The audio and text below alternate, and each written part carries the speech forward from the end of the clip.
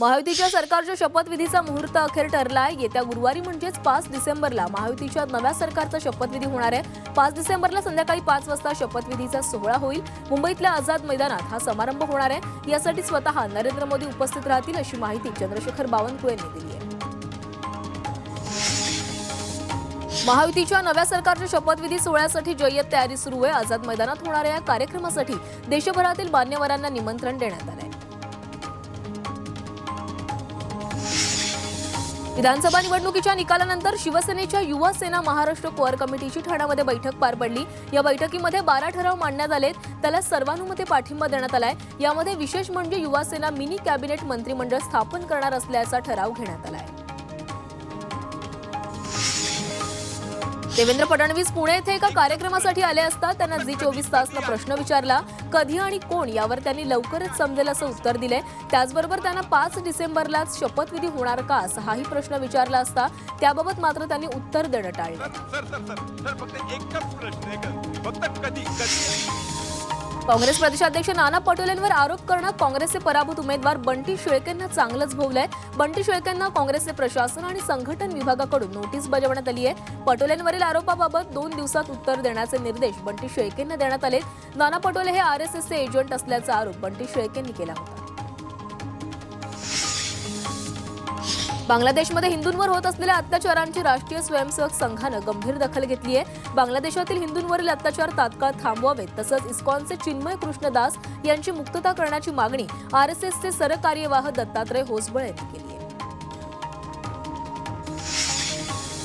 दिल्लीचे माजी मुख्यमंत्री अरविंद केजरीवाल यांच्यावर हल्ल्याचा प्रयत्न केलाय। दिल्लीतील पदयात्रेदरम्यान केजरीवाल यांच्यावर हल्ल्याचा प्रयत्न झाला। या हल्ल्यातून केजरीवाल थोडक्यात बचावले असून हल्लेखोरांना पोलिसांनी ताब्यात घेतलंय।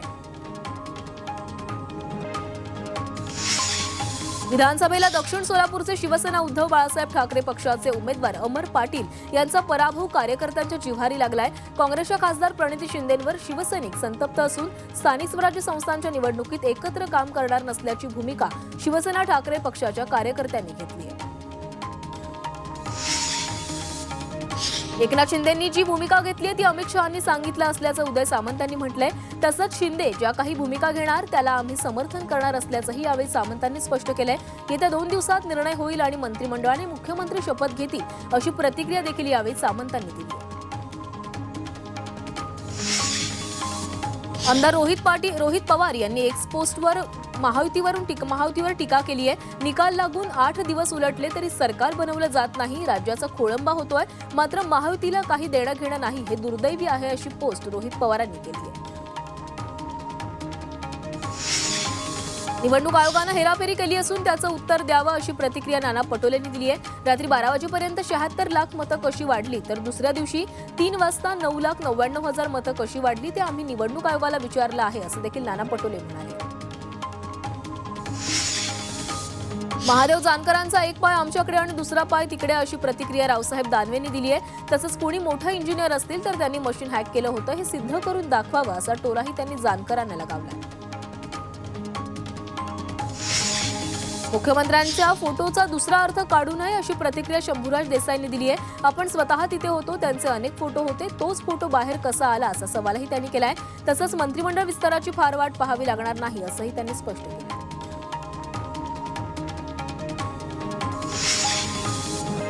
ज्या पद्धतीनं मागच्या मंत्रिमंडळात उपमुख्यमंत्र्यांकडे गृहमंत्रीपद होतं तोच फॉर्म्युला लागू असायला हवा अशी प्रतिक्रिया शंभूराज देसाईंनी दिली आहे। दरम्यान याबाबत आमचे वरिष्ठ ठरवतील असंही देसाईंनी स्पष्ट केलं आहे। शिवसेनेच्या नेत्यांकडून गृहमंत्रीपदाची मागणी करण्यात येते। भाजपचा मुख्यमंत्री झाला तर गृह खातं द्यावं अशी मागणी संजय शिरसाटांनी केली आहे। तर ज्याला उपमुख्यमंत्रीपद त्याच्याकडे गृह खातं हे सूत्र नेहमी बघायला मिळालंय, त्यानुसार निर्णय व्हायला हरकत नसल्याची प्रतिक्रिया शंभूराज देसाईंनी दिली आहे।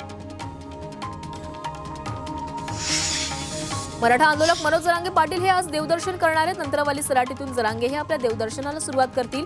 जरांगे पाटील हे आज तुळजापूर आणि पंढरपूर दौऱ्यावर जाणार असून दरम्यान ते त्यावेळी तुळजाभवानी आणि विठ्ठल रुक्मिणीचं दर्शन घेतील।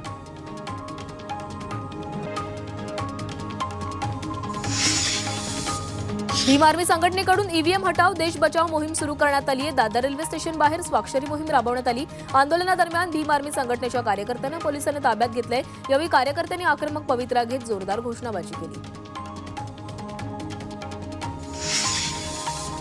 2019 ते 2024 या कालावधीत 5 लाख मतं वाढली, मात्र लोकसभा आणि विधानसभेत 46 लाख मतं कशी वाढली असा सवाल जितेंद्र आव्हाडांनी केलाय. तर ही 46 लाख मतं कुठून वाढली असा प्रश्न करत ओरिजिनल ईव्हीएम मशीन दाखवण्याची मागणीही त्यांनी केली आहे. ईव्हीएम बाबतीत शरद पवारांनी घेतलेल्या आक्षेपावर उदय सामंतांनी टोला लगावलाय. तुम्हाला ईव्हीएमची तपासणी करायची आहे तर करा आणि अमेरिकेतून शास्त्रज्ञ आणून ही मशीन तपासा असं म्हणून सामंतांनी पवारांना टोला लगावलाय. त्याचबरोबर पैशाचा वापर झाला असेल तर हा मतदारांवर घेतलेला आक्षेप आहे असं देखील सामंत म्हणाले. जितेंद्र आव्हाड यांना शॉर्ट टर्म मेमरी लॉस झालाय अशी टीका राष्ट्रवादीचे नेते आनंद परांजपेंनी केली आहे. लोकसभेत त्यांनी विजय उत्सव साजरा केला आणि आता रडीचा डाव सुरू असल्याचं ते म्हणाले. ईव्हीएमवर शंका असेल तर आव्हाडांनी राजीनामा द्यावा अशी मागणीही परांजपेंनी केली आहे. सोलापूरच्या मार्कडवाडीमधील नूतन आमदार उत्तम जानकर गटाच्या कार्यकर्त्यांनी मतदान प्रक्रिया राबवण्याचा निर्णय घेतलाय. ईव्हीएम प्रक्रियेवर शंका व्यक्त केल्यामुळे मतपत्रिका वापर करण्याचं ठरवलंय. मात्र भाजपच्या समर्थकांनी त्यावर बहिष्कार टाकण्याचा निर्णय घेतलाय. आजपासून 5 डिसेंबरपर्यंत मुंबई शहर आणि उपनगरासह ठाणे भिवंडीत पाणीपुरवठ्यामध्ये 10% कपात होणार आहे. पिसे इथल्या न्यूमॅटिक गेट सिस्टीममध्ये बिघाड झालाय. याची दुरुस्ती सुरू केली असून याचा पाणीपुरवठ्यावर परिणाम होणार आहे. त्यामुळे पाणी जपून आणि काटकसरीनं वापरण्याचं आवाहन मुंबई महानगरपालिकेने दिलं. पश्चिम रेल्वेवर 10 विशेष गाड्या धावणार आहेत. प्रवाशांची अतिरिक्त गर्दी लक्षात घेता मुंबई सेंट्रल ते भिवानी दरम्यान विशेष भाडे तत्वावर सुपरफास्ट स्पेशल ट्रेन धावणार आहे. तर मुंबई उधना दरम्यान या परतीच्या गाडीची मुदतही 31 डिसेंबरपर्यंत वाढवण्यात आल्यानं प्रवाशांना दिलासा मिळाला. 6 डिसेंबर रोजी महापरिनिर्वाण दिनानिमित्त होणारी प्रचंड गर्दी लक्षात घेऊन रेल्वे प्रशासनानं मोठा निर्णय घेतलाय. निवडक प्रमुख स्थानकांवर प्लॅटफॉर्म तिकिटांच्या विक्रीवर तात्पुरती बंदी घालण्यात येणार आहे. यात मुंबईतील छत्रपती शिवाजी महाराज टर्मिनस, दादर, ठाणे आणि कल्याण या स्थानकांचा समावेश आहे. मालमत्तेच्या मौल्यवान अधिकारापासून जमीन मालकाला वंचित ठेवता येणार नाही असं मुंबई हायकोर्टानं स्पष्ट केलंय. नवी मुंबई शहर वसवण्याच्या प्रकल्पासाठी सिडकोनं अशोक आणि अतुल पुराणिक यांची जमीन घेतली होती. या प्रकरणी त्यांना उर्वरित नुकसान भरपाई देण्याचे आदेश कोर्टानं राज्य सरकारला दिले.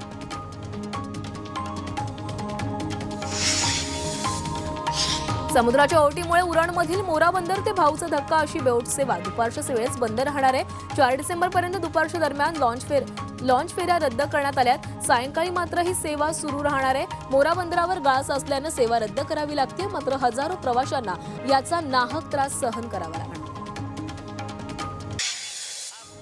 पुण्यात भारतीय जैन संघटनेचं राष्ट्रीय अधिवेशन सुरू आहे. अधिवेशनाला शरद पवार प्रमुख पाहुणे म्हणून उपस्थित होते. यावेळी शरद पवारांनी उपस्थितांना मार्गदर्शनही केलंय.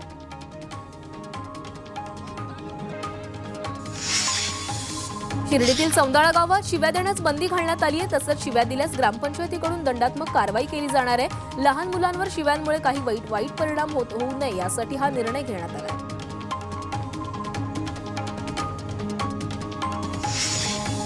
नागपुरात विश्व हिंदू परिषद आणि बजरंग दलानं आंदोलन केलंय. बांगलादेशमध्ये होणाऱ्या हिंदूंवरील अत्याचाराविरोधात हे आंदोलन केलं. यावेळी चिन्मयानंद दास स्वामी यांना केलेल्या अटकेच्या निषेधार्थ घोषणाबाजी करण्यात आली आहे. तसंच बांगलादेश सरकारनं हिंदूंना संरक्षण द्यावं अशी मागणी देखील केली. मुंबईत गारठा वाढल्यानं विजेच्या मागणीत वाढ झालेली आहे. विजेच्या दैनंदिन मागणीत 2,500 मेगावॅटपर्यंत घट झाली आहे. गारठा वाढल्यामुळे एसी, पंखे, कूलरसाठी विजेचा होणारा वापर कमी झालाय. सध्या राज्यभरात 23,000 मेगावॅटची मागणी आहे.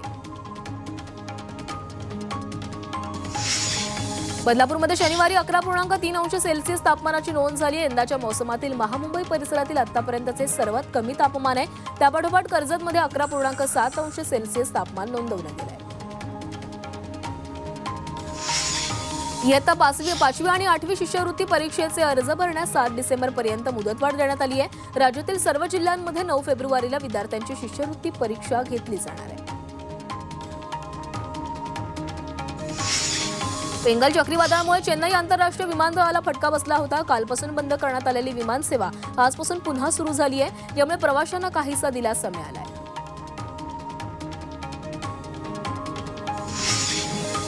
वाशीच्या एपीएमसी मार्केटमध्ये डिसेंबरपासून द्राक्षांच्या हंगामाला सुरुवात होते. मात्र परतीच्या पावसामुळे द्राक्ष छाटणीस उशीर झाल्यानं बाजारात डिसेंबर अखेरीस द्राक्ष दाखल होणार आहेत. नाशिक, तासगाव, सातारा, सांगलीमधून द्राक्षांची आवक होत असते. अकोल्याच्या अकोट तालुक्यातील कुटासामध्ये कपाशी पिकावर मोठ्या प्रमाणात अळ्यांचा प्रादुर्भाव झालाय। महागड्या औषधांची फवारणी करून सुद्धा अळ्यांचं प्रमाण कमी होत नसल्यानं शेतकरी मेटाकुटीस आलाय। त्यामुळे कृषी विभागानं शेतकऱ्यांना मार्गदर्शन करण्यासाठी मागणी शेतकऱ्यांची कडून होती। लातूरच्या औसा तालुक्यात हरभरा पीक धोक्यात आले। सततच्या ढगाळ वातावरणामुळे हरभरा पिकावर बुरशीजन्य रोगाचा प्रादुर्भाव झालाय। त्यामुळे हरभरा उत्पादकांचं मोठं नुकसान झालंय। या रोगाला आटोक्यात आणण्यासाठी शेतकरी महागडी औषधं फवारणी करतायत, मात्र त्याचा काहीच उपयोग होत नसल्यानं शेतकरी हवालदिल झालाय। वर्ध्यात शेतकऱ्यांच्या सोयाबीनला भाव नाही म्हणून शेतकऱ्यांनी सोयाबीन घरातच साठवून ठेवलेत। सरकारनं निवडणुकीत सोयाबीनला 6,000 रुपये भाव देऊ अशी घोषणा केली होती, मात्र निवडणुकीचा निकाल लागला तरी अजूनही सोयाबीनला भाव दिला नाहीये। त्यामुळे शेतकऱ्यांकडे लक्ष नसून नेते सत्ता स्थापनेत गुंग असल्याची प्रतिक्रिया शेतकरी देत आहेत। नांदेडमधील लोह गावात एका शेतकऱ्यानं फळबाग लागवड करून चांगलं उत्पन्न मिळवलंय। या शेतकऱ्याने 1.25 एकरमध्ये तैवान किंग आणि सरदार जातीच्या पेरूची लागवड केली आहे। तसंच पाण्यासाठी त्यांची ठिबक सिंचनाचाही वापर केला जातोय। गेल्या 4 वर्षापासून ते पेरूची लागवड करत असून पेरूच्या शेतीतून शेतकऱ्याला 8 लाखांपेक्षा अधिक उत्पन्न मिळालंय।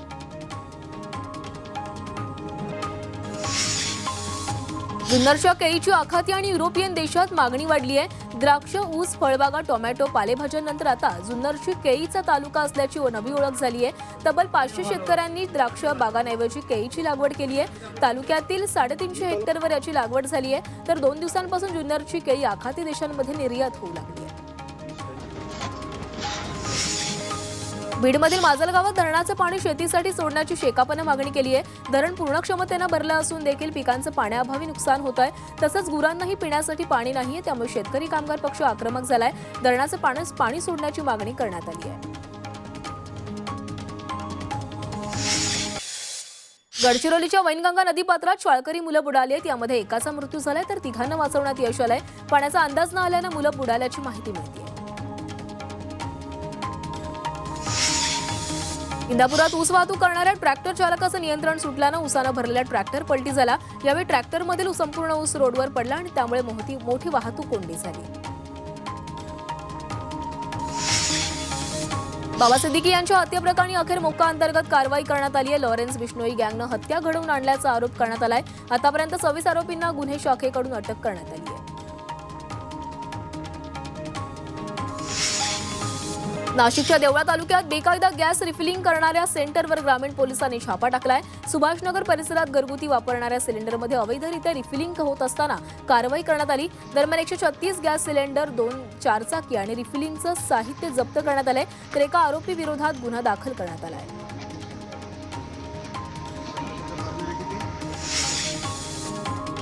लातूरमध्ये शिक्षकी पेशाला काळीमा फासणारी घटना घडली आहे। एका जिल्हा परिषद शाळेच्या मुख्याध्यापकानं त्यांच्याच शाळेत शिकणाऱ्या 14 मुलींचा विनयभंग केल्याचा आरोप आहे। या प्रकरणी पोलिसांनी मुख्याध्यापकाविरोधात गुन्हा दाखल केलाय। या घटनेची दखल घेत संबंधित मुख्याध्यापकाला तातडीनं निलंबित करण्यात आले। 2 महिन्यात 63 कोटींचा गांजा जप्त करण्यात आलाय। मुंबई विमानतळावरील सीमाशुल्क विभागानं 11 प्रकरणांमध्ये 63 कोटींचा गांजा जप्त केलाय। या प्रकरणी आतापर्यंत 11 लोकांना अटक करण्यात आली असून तस्करी होत असलेल्या अंमली पदार्थांमध्ये सर्वाधिक प्रमाण हे गांजाचं आहे।